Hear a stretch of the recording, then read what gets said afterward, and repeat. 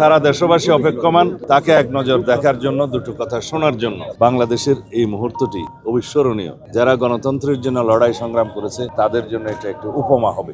আমাদের প্রিয় নেতা, এদেশের গণমানুষের নেতা, ফ্যাসিবাদ বিরোধী গণতান্ত্রিক আন্দোলনের শীর্ষ নেতা, বাংলাদেশের আগামী দিনের গণতান্ত্রিক যাত্রার দিক নির্দেশক, গণতন্ত্রের রক্ষা কবচ, স্বাধীনতা সার্বভৌমত্বের প্রতীক আমাদের প্রিয় নেতা জনাব তারেক রহমান আজকে নিজের মাতৃভূমিতে অবতরণ করবেন।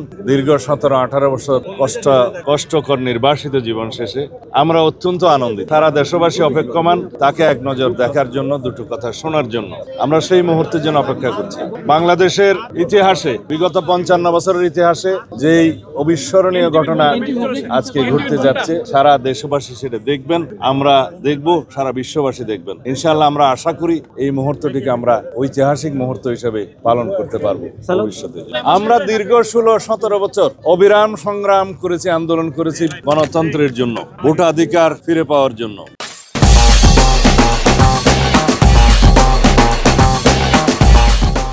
সেই গণতান্ত্রিক আন্দোলনের সমাপ্তি হয়েছে ছাত্র গণ অভ্যুত্থানের মধ্য দিয়ে। ফ্যাসিবাদের পতন হয়েছে, ফ্যাসিস্ট পালিয়েছে, অবরুদ্ধ গণতন্ত্র অবমুক্ত হয়েছে। আমরা সেই রকম একটি আবহে আজকে একত্রিত হব। বাংলাদেশের এই মুহূর্তটি অবশ্যই অবিস্মরণীয়। বিশ্বের যারা গণতান্ত্রিক বিশ্ব, যারা গণতন্ত্রের জন্য লড়াই সংগ্রাম করেছে তাদের জন্য এটা একটু উপমা হবে।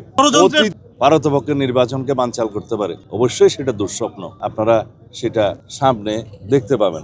যারা এই সমস্ত গণতান্ত্রিক প্রক্রিয়ায়, সন্ত্রাসী কায়দায় বাংলাদেশের গণতান্ত্রিক অগ্রযাত্রাকে বাধাগ্রস্ত করতে চাইবে, তাদেরকে আমরা সম্মিলিতভাবে সকলকে নিয়ে প্রতিহত করবো ইনশাআল্লাহ। অবশ্যই ইনশাআল্লাহ আমরা দেশবাসীর কাছে সহযোগিতা কামনা করি।